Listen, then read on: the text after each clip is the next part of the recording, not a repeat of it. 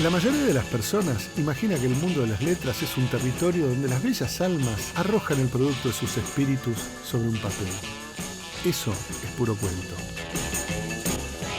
En realidad, la literatura es una zona de conflicto donde cada escritor pelea por encontrar su lugar bajo el sol, empuñando su obra en este campo de batalla.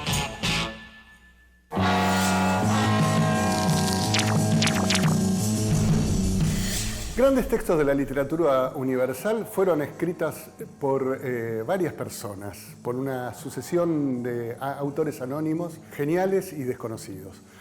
Por ejemplo, los textos que se juntan bajo el nombre de Las Mil y Una Noches, y sin ir más lejos, la Biblia.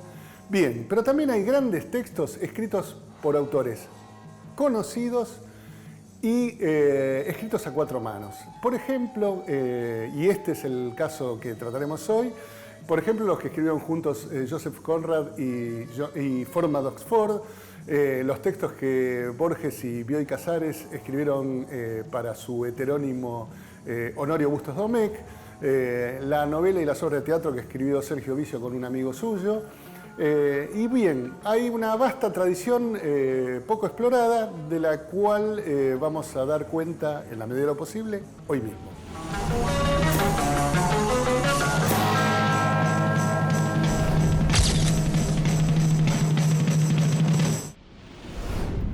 Por lo general, cuando dos autores deciden escribir a cuatro manos, esa escritura es efecto de una amistad. Borges y Bioy, Vicio y un amigo que tuvo, Forma d'Oxford y Joseph Conrad, autores que se conocen y se respetan. En este caso, en el caso de Fernanda García Lao y Guillermo Sacomano, la historia es singular y me gustaría que empezaran contándomela. ¿Por qué decidieron escribir a cuatro manos? ¿Qué tal? ¿Qué tal? No sé si no fue una decisión, bueno, vamos a escribir, sino que nos pusimos a escribir a cuatro manos. Porque nos acabábamos de conocer y yo me estaba por ir de viaje. Y creo que fue una estrategia del compañero Sacomano para tensar cierto hilo que podía quebrarse con el viaje. Y me dejó como una tarea para el hogar, que era responder a una carta a diario. Entonces, nada, establecimos una serie de pautas aleatoriamente, pero como una forma de juego. Como una forma de utilizar a la escritura como elemento de seducción y poner al otro en aprietos. O sea, fue de tu parte un deliberado truco sentimental. Fue un deliberado truco de una estrategia de seducción, un recurso impune de seducción. Nos conocimos, hubo un enganche muy fuerte. Digo, se va. ¿Cómo mantenemos esto? Se me pianta. Entonces se me ocurrió que podía funcionar escribir una novela erótica, una novela epistolar, de tono erótico. Amor invertido. Amor invertido. Entonces lo primero que pensé fueron los referentes.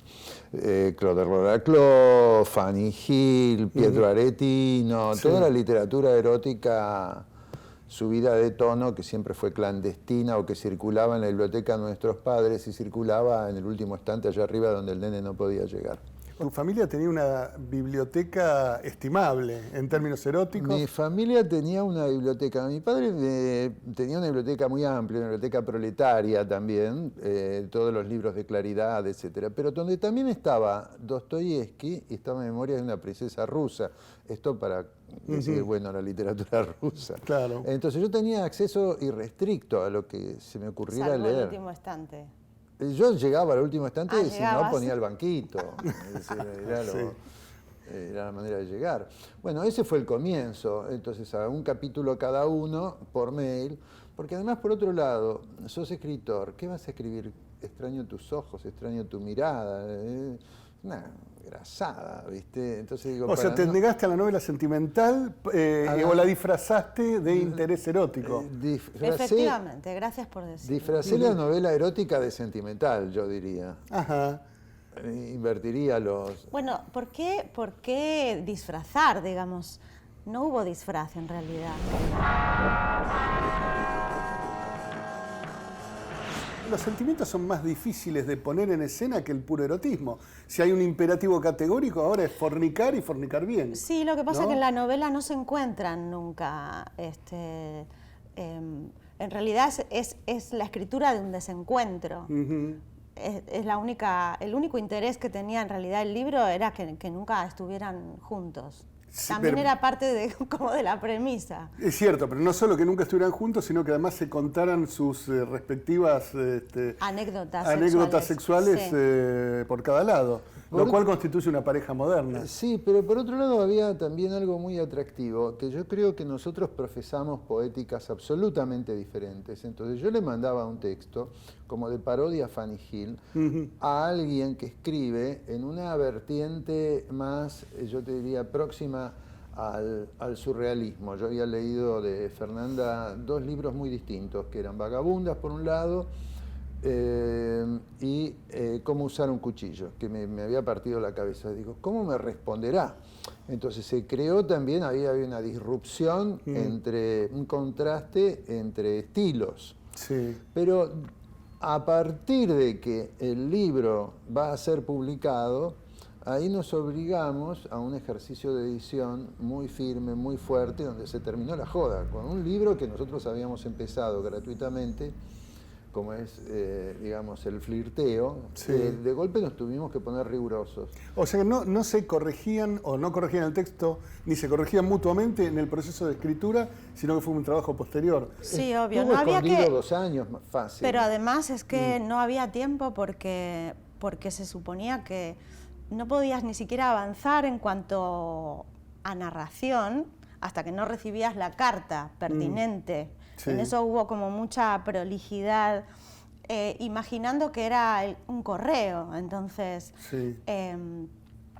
imaginando no, era realmente. Bueno, pero era un correo en los tiempos Sí, electrónicos. te llegaba rápido, Sí, pero el tiempo de la narración es otro. sí, sin duda. Pero no podías tener ninguna pauta porque no sabías lo que te iba a contestar. Entonces, no podías ir haciendo anotaciones ad hoc.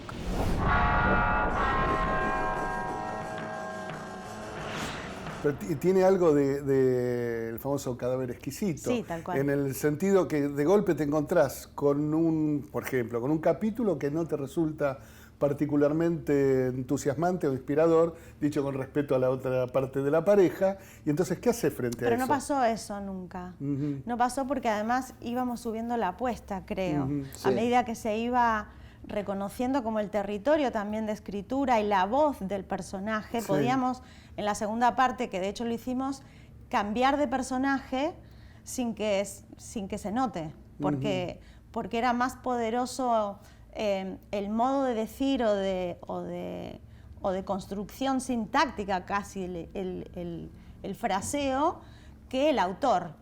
Sí. Ahí había que soltar, no importa qué escribió él y qué escribí yo. Pero lo que a mí me parece interesante que una vez que el juego se vuelve en serio, yo creo que no hay juego que sea juego absolutamente, ¿no?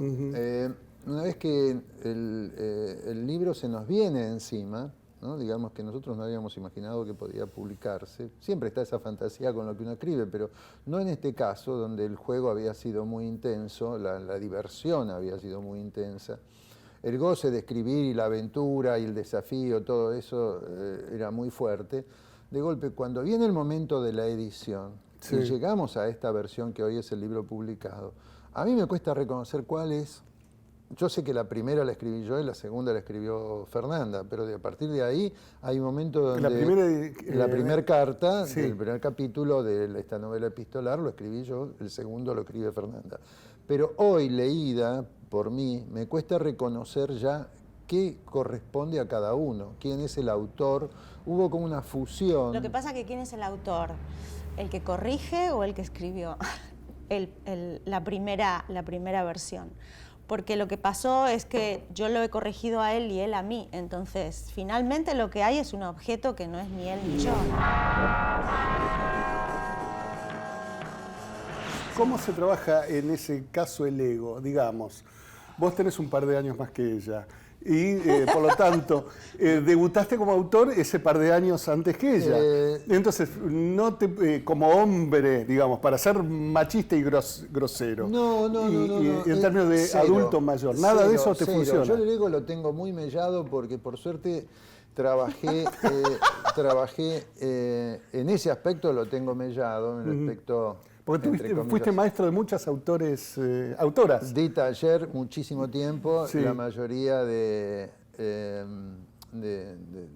las firmas que salieron del taller fueron mujeres, fueron años muy duros, años de misiadura, toda la época previa al 2000, 2001.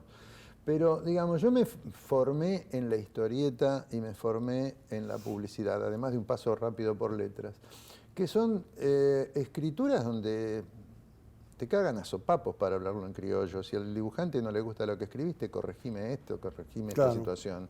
En publicidad lo tenés que escribir para lo que escribís, lo que redactás tiene que salir al aire, no hay tiempo, hay que hacerlo rápido. Entonces, a mí me cuesta menos negociar un capítulo o un fragmento. En este caso de la escritura a medias. Pero además uno es escritor, no es un genital. O sea, él está escribiendo conmigo y yo tengo una cabeza que no tiene órganos sexuales. Vos decís que yo no me hay... apropié de los suyos para escribir, porque de hecho en el libro yo soy Fernand y él es Guillemette. Él es la mujer y yo soy el hombre. Y por otro lado, cuando digo, está bien la pregunta porque el machismo todavía está, digamos, desafortunadamente, ¿no?, presente en nuestras conversaciones o en nuestra forma de entender el universo, uñas aborteras. Pero me parece que lo que había ahí eran dos cabezas en pugna, en todo caso. Sí. Y yo qué sé, yo también me podría haber sentido cierto respeto, pero afortunadamente soy una irrespetuosa y por eso escribo, ¿no? Pero hay un componente que es también que a vos te tiene que gustar, te tiene que atraer la escritura del otro, en este caso de la otra. Sí. Te tiene que interesar, tenés que sentir admiración o te tiene que decir, ¿qué este cuento? ¿Cómo es que pensó o escribió este cuento? Eso hace que ya confíes y que después, cuando vino el momento de la edición, con este otro libro, el que vamos a hablar ahora, también pasó lo mismo. Nos instalamos en Gesell y fueron meses de estar con dos computadoras, uno tras otro, así, pasándonos textos hasta que se logra esa alquimia, para decir una palabra fina. O sea, no una lengua propia, pero tampoco una lengua ajena. No, es al mismo tiempo romper con la cosa de la propiedad intelectual. Por ahí es mi parte trosca que se revela contra esa cosa del sello autoral, es mi estilo. El día que vos estás convencido de que tenés un estilo, sonaste, Daniel. Es decir, cuando te apiolaste del estilo, empieza la maquinita de fabricar chorizos. chorizos. Igual la parte más dura es la de la corrección, obviamente. ¿Por qué? Y porque sí, porque ahí también hay una cuestión casi ideológica en cuanto al contenido.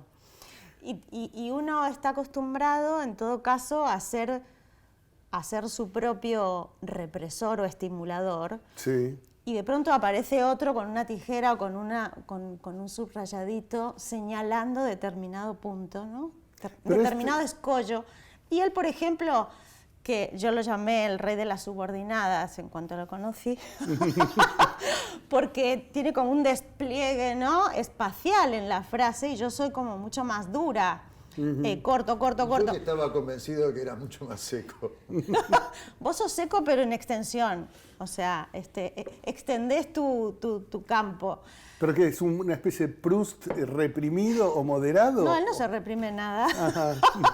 No, yo venía con él, digo, esta frase, le digo, me quedo sin aire.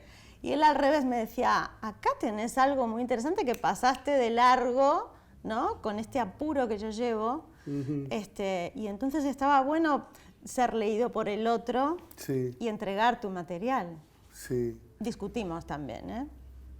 Sí, pero las discusiones son siempre a favor. Sí, obvio. Creo que son, al final, cuando ves el el texto terminado, si es que uno puede terminar un texto alguna vez, ¿no?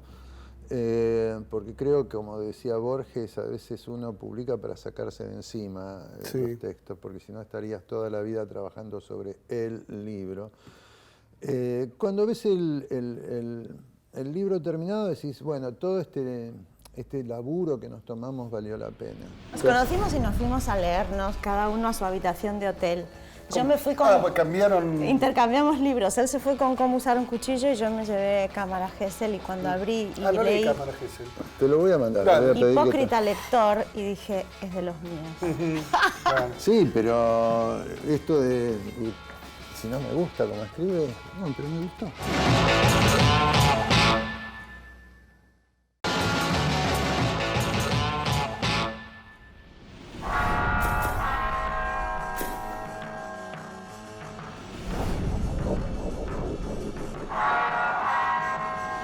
Estaba pensando en dos cosas cuando mencionaste a Borges, en dos cosas que aparecen en Borges.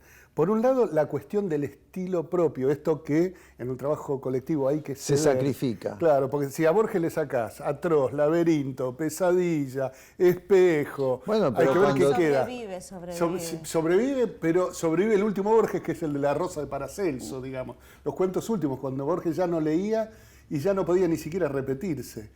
Pero y por otro lado también pensaba cuando él escribe con Bioy, donde el relato que hace Bioy del trabajo conjunto es que Borges nunca para. Y él tiene que agarrarlo. Claro. Es como si Bioy fuera el jinete que tiene que tirar. Dice, nos vamos al carajo, nos fuimos al carajo con este cuento. Y nosotros nos íbamos alegremente al carajo. Juntos. No, esa parte no hay que reprimirla. Si reprimís esa parte sonaste.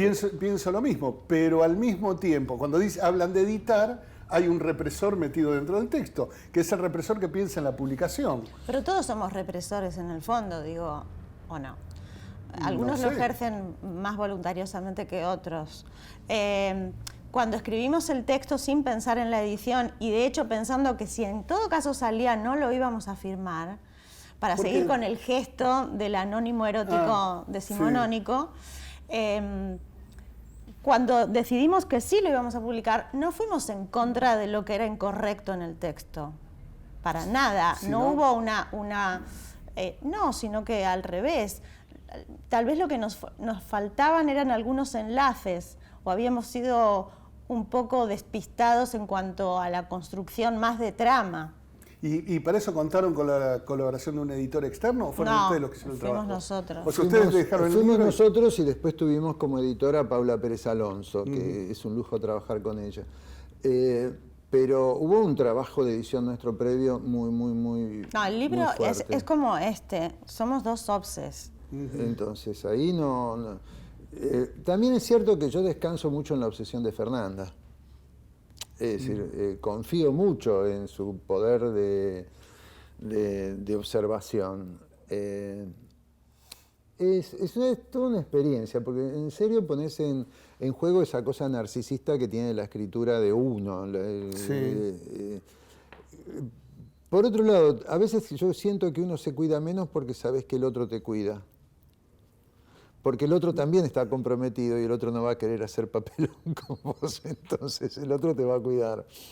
¿Y por qué pensás en términos de el riesgo del papelón? Porque pienso que es el riesgo del papelón porque estamos trabajando en un territorio que es bastante experimental. No hay muchos casos de escritura de A2 y no hay muchos casos en nuestra literatura de literatura de A2 hombre-mujer, pareja. No, creo que ustedes son el único caso. No, perdón. Borges, Silvina y Bioy estaba en todas las fotos donde había dobletes, ¿viste? Sí, exactamente. Bueno, Borges escribía con sus eventuales parejas, ¿no? O las ascendía a su compañía para darle la parte señora de autor. apellido Paquete. Eso es diferente. Margarita Guerrero con el libro de los seres imaginarios. Sí. ¿Qué más? Después algún libro sobre budismo que no sé ni con quién hizo. Tiene otra. Bueno, pero mirá, no nos acordamos. Básicamente era Borges y compañía. Borges, sí. Bueno, eso es un momento tremendo en el libro Borges que escribió Bioy. Cuando Bioy ve que creo que en MC, publica las obras completas de Borges y las obras de Borges en En colaboración. colaboración. Y él no aparece, o él aparece junto con otros. Sí.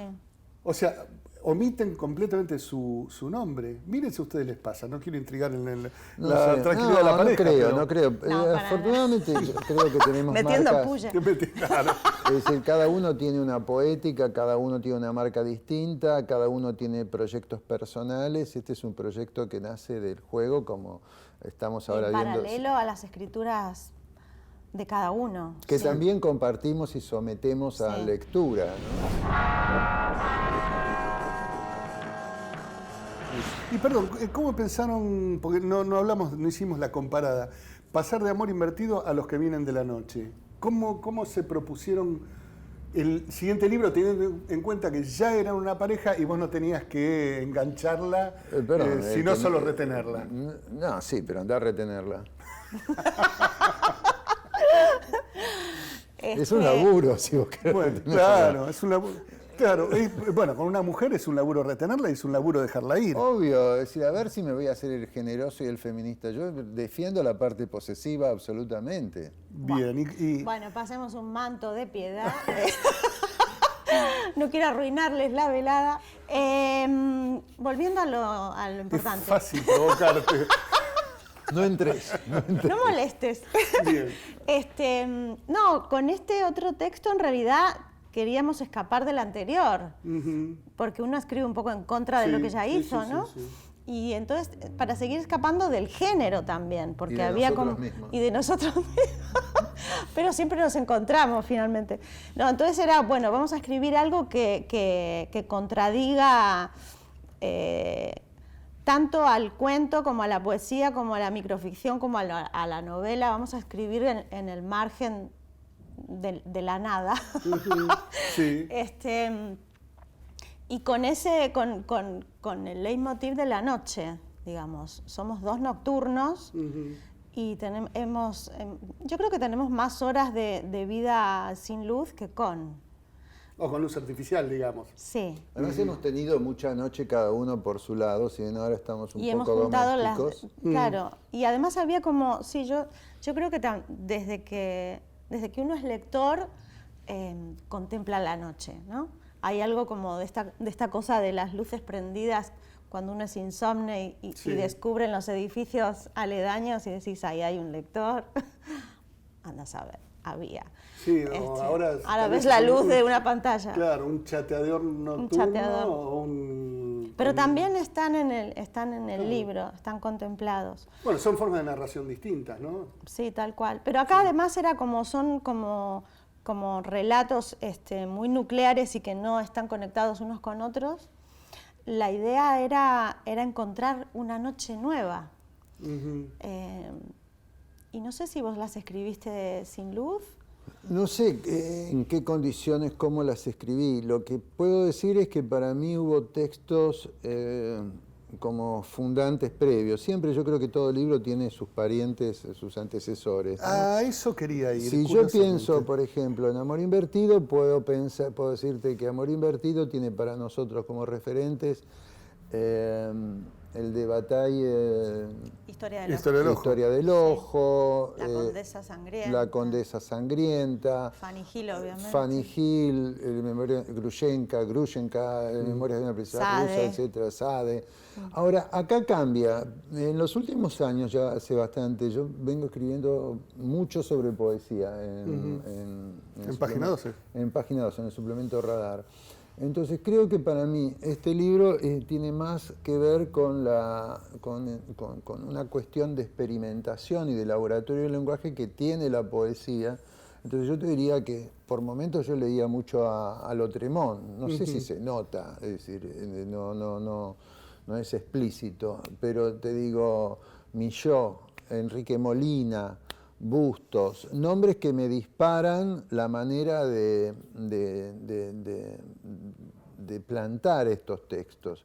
No sé si está logrado, que es un mecanismo totalmente ajeno y lejano del microrrelato, no tiene nada que ver con eso, tiene más que ver con la visión y la fugacidad de lo poético, creo que este libro. Sí.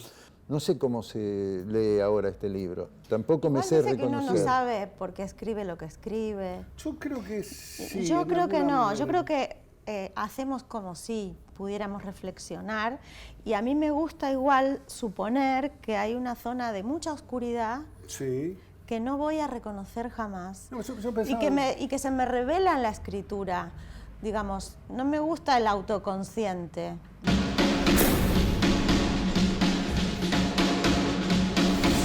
Soledad. Se van los perros y la noche se va y empieza el día y seguimos. Andrés Gallina es licenciado en Letras y docente en la Universidad de Buenos Aires. Escribió 2 textos de teatro y el díptico Los días de la fragilidad y Las surfistas. En otra época entrábamos con la madera en el tubo acuático y escribíamos con la quilla la piel de la ola. Matías Moscardi es doctor en Letras y docente de la Universidad de Mar del Plata. Publicó 6 libros de poesía y las novelas Las cosas y Las palabras. Escribieron a 4 manos Diccionario de separación, un universo de señas del fracaso amoroso que cobija tanto a Alejandro Sanz como a Hegel. Estoy con 2 jóvenes émulos de Roland Barthes que acaban de emprender, publicaron hace un tiempito el Diccionario de separación, Andrés Gallina y Matías Moscardi. ¿Cómo se les ocurrió el libro y cómo se les ocurrió escribirlo a 4 manos? Bueno, estábamos en Mar del Plata, los dos estudiamos letras en Mar del Plata, un invierno. Nos separamos en simultáneo y empezamos a hacer como una especie de acopio de distintos materiales. Entre ellos estaba, me acuerdo, El arte de la guerra. Estaba el Hagakure, que es un libro del Japón antiguo, de entrenamiento de samuráis. Y estaba Fragmentos de un discurso amoroso, que es la cita, digamos, más expresa y más evidente en el libro. Y empezamos a escribir, me acuerdo, una especie de parodia de un manual de separación amorosa, ¿no? Y claramente la idea se quedaba ahí y no traspasaba, y tuvimos una especie de insistencia sostenida a lo largo del tiempo, y durante 10 años fuimos pensando la idea del libro que devino en este diccionario de separación. Después Andrés se mudó a Buenos Aires y ahí hicimos como la transición, fue un momento de transición de las nuevas tecnologías, digamos. Pasamos como del Nokia 1100 a el WhatsApp, Facebook, tener como un montón de tecnologías que dinamizaban mucho y agilizaban la escritura de A2. Y ahí empezamos con el Dropbox, con un documento compartido en donde escribíamos de A2. Y eso también llevó un poco al formato diccionario, el formato de entrada, porque quizás un texto de mayor aliento es un poco más difícil de coordinar para escribir de A2, y el diccionario tenía esa cosa segmentada, fragmentaria, que a nosotros nos dinamizaba mucho la escritura de A2, ¿no? ¿Cómo eligieron los tópicos relativos al amor, la separación, etcétera, etcétera? ¿Cómo fue la reunión de comité central de A2 para elegirlos? Y después, ¿cómo fueron trabajando cada texto? Por más que haya una conexión inmediata, lo primero que uno piensa respecto de eso es, cuando vos estás escribiendo uno y entra él y mete mano, vos decís sacar tu garra de ahí. Claro, sí. Sí, a mí me parece que lo que pasó fue que en algún momento afinamos el tono, ¿no? Empezó a haber como un paisaje tonal muy claro para el libro, y a partir de ahí un poco empezó a escribirse de a 3, digamos. Empezó a aparecer una lengua tercera que nos fue tomando, fuimos ventrilocuados por eso, y ahí escribimos el libro. Todo el resto fue como demora, como tardar en llegar, pensar. La idea de definir las palabras tuvo que ver con agarrar un diccionario clásico y pensar qué de esas palabras podíamos interpelarlas a partir del discurso amoroso. O sea, Aarón no entraba, por ejemplo. Claro. Y de pronto también pasaba que había palabras que afinaban en relación al discurso amoroso, y nos interesaba también que ingresaran palabras que desafinaran. De pronto aparece, no sé, Jurassic Park, Batman, Yoda, no sé, cosas que inmediatamente cuando las lees en el índice no sabes qué hacen ahí y necesitas de la entrada para articular. Entonces estaban esas dos vertientes, digamos, ¿no? Sí. Como la palabra que afina y la que desafina. Sí. Hay algo que dijiste recién que me llama la atención, que fueron tomados por una tercera lengua. Sí. Eso se nota, por ejemplo, mucho, no necesariamente en ustedes, sino en lo que hicieron Borges y Bioy. Cuando inventan a Honorio Bustos Domecq, ¿no? Y escriben los casos de Isidro Parodi, se ve que esa es una lengua que sale de ellos, pero que adopta autonomía. La pregunta en este caso tiene que ver con el tema. Cuando ustedes escriben de a dos, pensando en sus respectivas separaciones, ¿qué toma cada uno de su propia separación y pone acá? Y ¿está dirigido al corazón de las mujeres que los abandonaron o a las que ustedes dejaron? No, yo no creo. Pero no, lo que aparecía ahí era, me parece que lo que decía Andrés en relación a esa tercera lengua es que en un momento no había yo escribiendo, digamos, sino que apareció otra cosa. Porque es raro porque a veces nos ponemos a revisar alguna entrada o algo y no recordamos bien quién la escribió, porque realmente el tono funcionó como una cosa mimética y camaleónica en relación a los dos. Y después en relación a eso de qué partes de cada uno, digamos, como cierta idea de autoría, se fue, esa lengua ayudó a disolver, me parece que esa figura de autor. Entonces, por eso las experiencias están también diluidas en esa lengua. Digamos, no es que aparecen nuestras separaciones en términos autobiográficos, sino que aparece otra cosa que se fue moldeando más como escenas convencionales y algunas excéntricas, pero también reconocibles. Sí, y a la vez un poco la idea o empezamos a pensar el libro como una especie de cartografía de nuestras lecturas personales. Entonces empezamos a ver que casi todo podía hablar del posamor, que es la figura un poco que trabajamos en el libro. Y en ese sentido el libro se fue volviendo bastante promiscuo, digo, ¿no? Y ahí empezaron a generar como una especie de tribuna en la que todos hablan, y está Shakira, y está Ricky Martin, está Deleuze, y está Derrida, y todo está bastante descontextualizado, pero está a la vez amalgamado, creo yo, por el tono y por el tipo de escena que ahí se configura. Alegoría de la caverna. Ante una de las primeras proyecciones de un tren que daba la sensación de precipitarse hacia la pantalla a toda velocidad, el público reaccionaba como los condenados de Platón. Pensaba que era real, que el tren los arrollaría porque desconocían que detrás de ellos funcionaba un proyector. Cuando nos separamos ocurre milimétricamente lo mismo. Bienvenidos a la caverna de Platón. Esta es la película de nuestra desdicha. Cuando uno piensa la escritura a cuatro manos, piensa cómo se complementan, pero en el fondo siempre la escritura es un acto de producción que tiene muchas otras manos que no se ven, que son los autores de los que uno se apropia y que pone en circulación. Y en este caso no solo los autores, sino las escenas de la cultura contemporánea que ustedes ponen, que se convierten en el fondo en autores que influyen sobre la propia escritura. Digo, en el punto donde vos citás Shakira es coautora del libro de ustedes. Claro, totalmente. Eso, está muy remixeado el libro, está muy, nosotros estamos muy ventrilocuados por todo eso que estaba ahí, por todas esas citas y demás, entonces... Nada, es un texto como muy grupal. A veces yo reconozco mucho más a Shakira que a nosotros ahí. Claro, eso también es cierto en relación a los procedimientos que tienen que ver mucho con la cita. De pronto en una escena irrumpe la cita para encuadrar, que funciona como marco de la escena. Entonces de pronto aparecen todas esas canciones, discos o filósofos o teóricos, aparecen ahí hablando. Entonces también el diccionario se transforma como una especie de caja de resonancia en donde todas esas voces hacen como... Sí, el índice onomástico es un modo como de darle visibilidad a todas esas voces que estuvieron ahí hablando con nosotros, digamos. Hay una frase maliciosa de Fowell que dice, qué curioso que las parejas heterosexuales de Occidente tomen, no sé si la cita es correcta, pero tomen como modelo de manual amoroso el libro que escribió un profesor homosexual francés dedicado a sus amantes marroquíes menores de edad. En ese sentido, todo libro tiene un propósito que termina siendo desviado. Entonces la pregunta es si después de publicar el libro lo usaron o pensaron emplearlo para reconquistar a sus parejas anteriores o bien para conseguir otras mostrando sapiencia en el terreno amoroso. Siempre decimos que el diccionario opera siempre en contra de nosotros, o sea que no nos sirvió para nada de eso.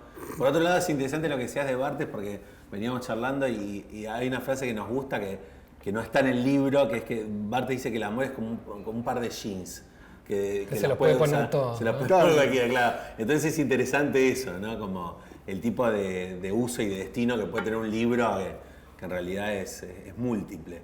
Pero después no sirvió para nada. No, aparte pensábamos que era un poco de antiayuda el libro, que era un contradiccionario el diccionario, por lo tanto no tuvo ningún fin operativo. Y después también fue una forma como de atravesar como esos duelos, o sea que en realidad era más dejar atrás que reencontrar algo. Sí, o en tal caso quedaron ahí, como enterrados ahí, ¿no?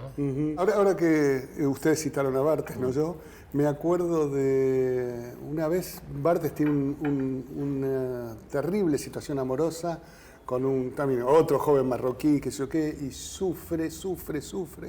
Lo llama Lacan y entonces lo quiere ver. Y Lacan le dice, sí, cuando quiera. Y entonces no pasa nada. Y Barthes lo vuelve a llamar y dice, necesito hablar con usted. Dice, quiere una consulta. Entonces lo recibe. Y le cuenta, Barthes va y le cuenta in extenso, en los tiempos cortos que Lacan destinaba a atender, su drama amoroso. Y Lacan dice 2 palabras. 3, déjelo y escriba. Ahí está. Genial, totalmente. Bueno, gracias, chicos. Creo que hay una sobredosis de literatura del yo.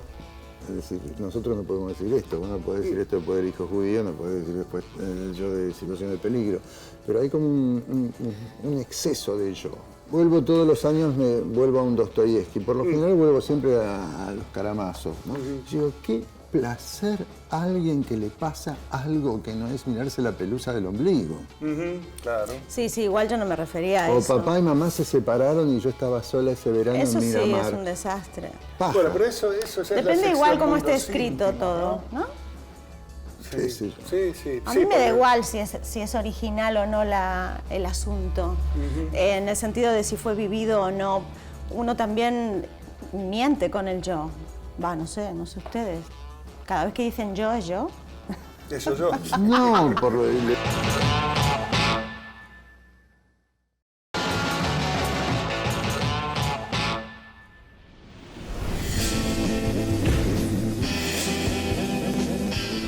El libro recomendado de hoy es Moncada, un libro escrito a 4 manos por Jorge Di Paola, Dipi para los amigos, y Roberto Jacobi.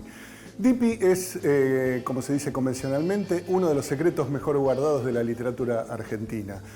Autor de Minga, una novela espectacular, la primera novela que trabaja la literatura como física cuántica, y de libros como La virginidad es un tigre de papel, El arte del espectáculo y otros. Dipi era un personaje extraordinario. En algún momento, sus amigos, sabiendo que estaba viviendo en Tandil y necesitado de fondos, le propusieron escribir una novela a 4 manos con Roberto Jacobi, un artista conceptual, poeta, un personaje completamente singular. Bien, el resultado es la novela Moncada. Moncada es una especie de Aleph disparatado de la novela de aventuras. Tiene todo condensado, concentrado, y la escritura es indiscernible quién escribe cada capítulo, pero el resultado es completamente magistral.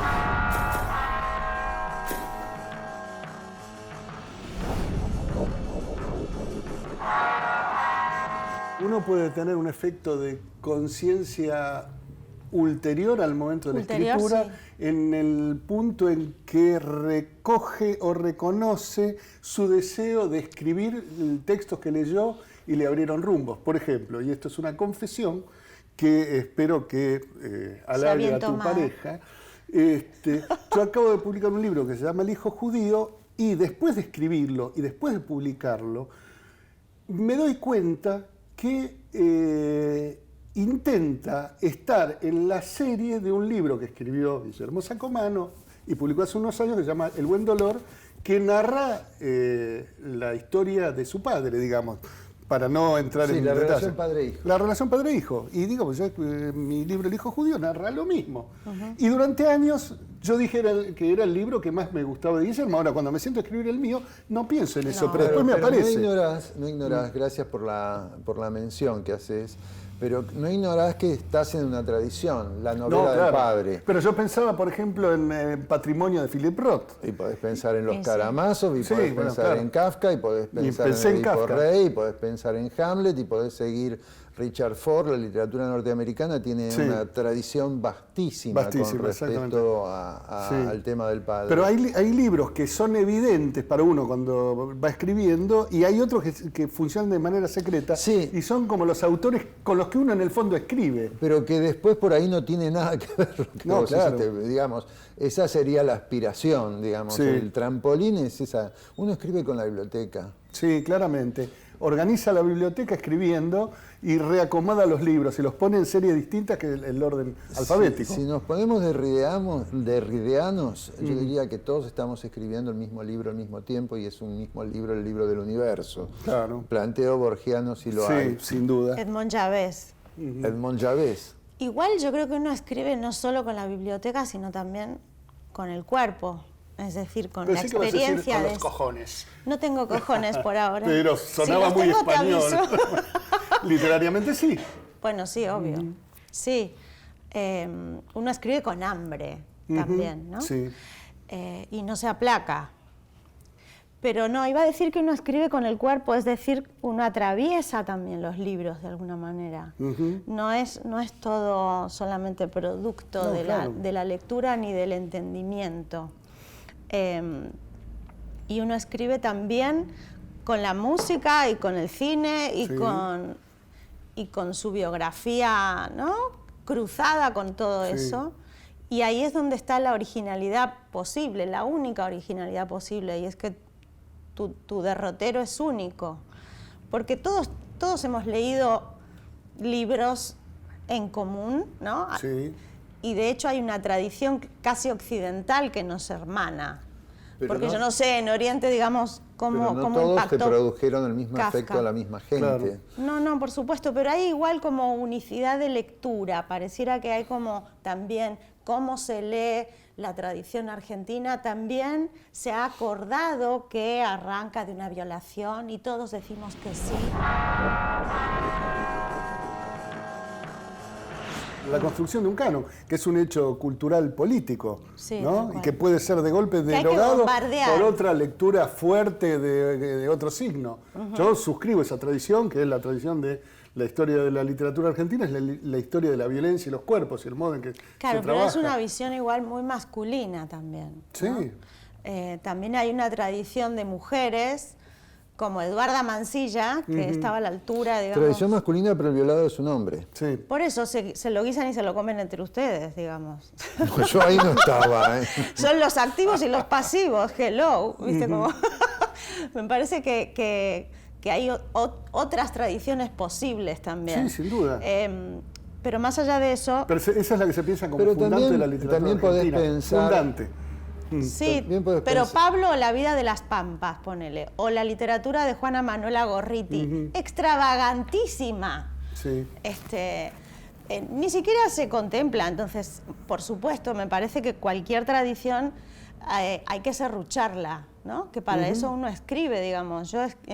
El parricidio, digamos, ¿a quién se lo dejamos? Y a las mujeres ahora, porque nos toca, digamos, ese rol, creo, ¿no? El matricidio. No, porque vamos a matar al padre.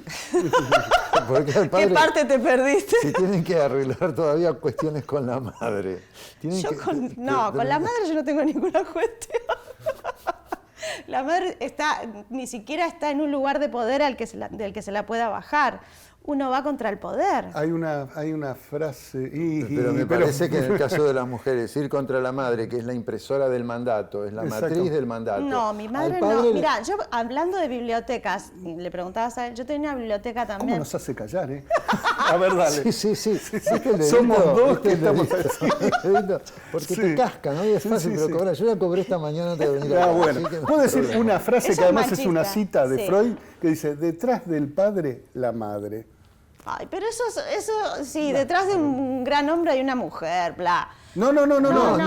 Detrás de la máscara del padre está el poder que es la madre. Pero eso quién lo dijo, un hombre. Sí, que hay. Por eso. Lee mi libro El hijo judío, vas a verlo también. Yo te podría hablar horas del rol nefasto de la madre. Bueno, sí, si tuviste una mala experiencia, lo siento. No, fui hijo. Que es ya de por sí una experiencia. No, mira, en mi casa mi madre era la revolucionaria y mi padre era el más tradicional, no sé en las suyas. pero en mi casa, o sea, mi padre había traído, sí, la biblioteca más tradicional, sí, y decimonónica, y masculina, y con cojones, y mi madre estaba más inscripta en las vanguardias. Entonces, Beckett lo trajo mi madre, no mi padre. Por ejemplo, o Thomas Bernhard, o Arthur Miller, o cualquier disruptivo. Sí. Entonces, me parece que los hombres suelen ser más conservadores. Bueno, les agradezco por haber venido. No sé si llegamos a alguna conclusión, pero No, por en supuesto. este programa nunca se llega a ninguna conclusión en particular. Qué suerte. Así que, Me parece fantástico. sí, ¿no?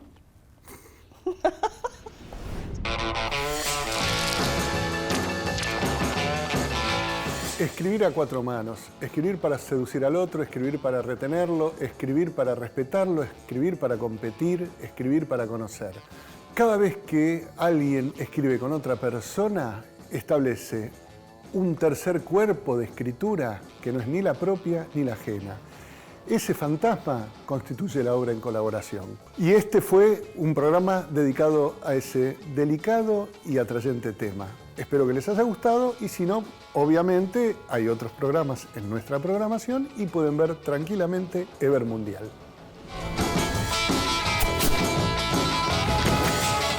Pero por otro lado, a mí me encantaría escribir una novela como Bovary. No puedo, pero me encantaría. A ver, esa cosa de pasarse 8 años con una novela. Bueno, yo con algunas me pasé mucho tiempo, ¿no? Pero, digo, ese ejercicio de obsesión, de minucia, de detalle, los divinos detalles, decía Nabokov, los detalles. Vos ves el casamiento de Emma. Yo quisiera estar en ese casamiento.